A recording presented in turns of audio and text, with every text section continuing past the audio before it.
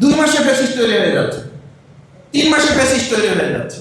Maximum সুযোগগুলোতে আমরা পিছনে পড়ে আছি, কারণ আমরা তো দৌড়ে দেশের, আমরা তো গাড়ির পিছনে। ছাত্র শিবিরকে একটা ধন্যবাদ জানাতে হয়, যখন আমরা গাড়ির পিছনে দৌড়াচ্ছি তখন ছাত্র শিবির দেশের পিছনে দৌড়াচ্ছে। আমার পিছনে দৌড়ানো বন্ধ করতে হবে, আমাদের গাড়ির পিছনে দৌড়ে লাভ হবে না, আমাদের দেশের পিছনে ছুটতে হবে। আমার জানা নেই কোনো ছাত্র সংগঠন এরকম আয়োজন বাজেটকে সামনে রেখে তরুণদেরকে অ্যাড্রেস করে আর কেউ করছে কিনা। করে থাকলে ভালো, কিংবা না করলে করার সুযোগ আছে, করা উচিত। আমি বলছি না ছাত্র শিবির করে শেষ হয়ে যায়, করা উচিত। আমাদের গাড়ির পিছনে যত দৌড়ানো দরকার তার চেয়ে আমাদের দেশের পিছনে, সুযোগের পিছনে। আপনি দেখবেন এখানে প্রবন্ধকার বাংলাদেশ, ভিয়েতনাম, থাইল্যান্ড, দক্ষিণ কোরিয়া, ভারত সুযোগগুলো দিয়েছে। আল্লাহ খাস মেহরবানি, আমি দেখার চেষ্টা করেছি ম্যাক্সিমাম সুযোগগুলোতে আমরা পিছনে পড়ে আছি, কারণ আমরা তো দৌড়ে দেশের, আমরা তো গাড়ির পিছনে। কালার এক্সপার্ট, জর্জ স্যাপ এবং মাইল্ড অন হ্যান্ডস টেকনোলজি সমৃদ্ধ অরিক্স ক্রিস্টাল ওয়াশ আপনার লন্ড্রি এক্সপার্ট। এবং এটা যে শুধু 2026-এ দৌড়ানো হচ্ছে তা না, এরকম দৌড়িয়ে আমাদের বহু ছেলেদেরকে গাড়ির নিচে পড়ে মারাও যেতে হয়েছে। এই গাড়ির নিচে পড়ে মারা যাওয়ার কারণে জুলাইয়ে যারা গুলিতে মারা গেছে তাদেরকে আমরা এখন বলতে বসেছি। কেন বলতে বসেছি জানেন?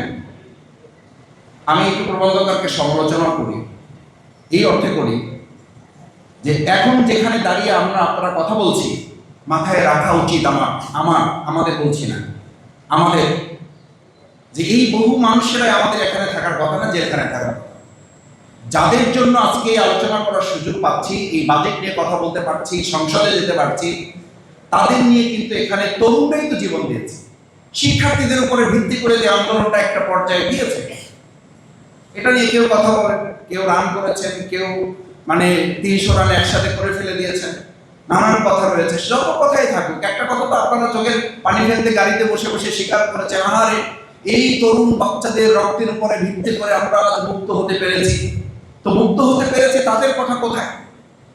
আমি প্রথমেই বলতে চাই, জুলাই আন্দোলনে যে সমস্ত তরুণ শহীদ পরিবারদেরকে রক্তের এবং গুলির মুখে দাঁড়াতে হয়েছে, তাদের কথা অবশ্যই বাজেটে সম্পৃক্ত করে তাদেরকে অগ্রাধিকার ভিত্তিতে রাখতে হবে।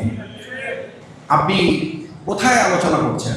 আপনি কি জানেন যে এখন আবু সাইদকে বলা হচ্ছে সে এডিক্টেড ছিল এবং সে আরো অনেক কিছু ছিল। এই কথা যারা বলে তারা এখন আমাদের চোখের সামনে, তারা বাইরে, তাদেরকে গ্রেফতার করা হয় না, তাদেরকে গ্রেফতার করতে হবে। না হলে আপনি নিশ্চিত থাকেন আপনাকেও কালকে গ্রেফতারের জন্য, আপনি জুলাই যোদ্ধা পরিচয় দেবেন, জুলাই কার্ড দেখাবেন, আপনাকে গ্রেফতারের জন্য ব্যবস্থা করা হবে। কারণ কোন ফ্যাসিস্টই, আমি তো বরং অবাক হই যে বিগত ফ্যাসিস্ট 17 বছরে তৈরি হয়েছে, আর বর্তমান কোনো নব্য ফ্যাসিস্ট তৈরি হয়েছে তারও সময় লাগতেছে না। 2 মাসে ফ্যাসিস্ট তৈরি হয়ে যাচ্ছে, 3 মাসে ফ্যাসিস্ট তৈরি হয়ে যাচ্ছে।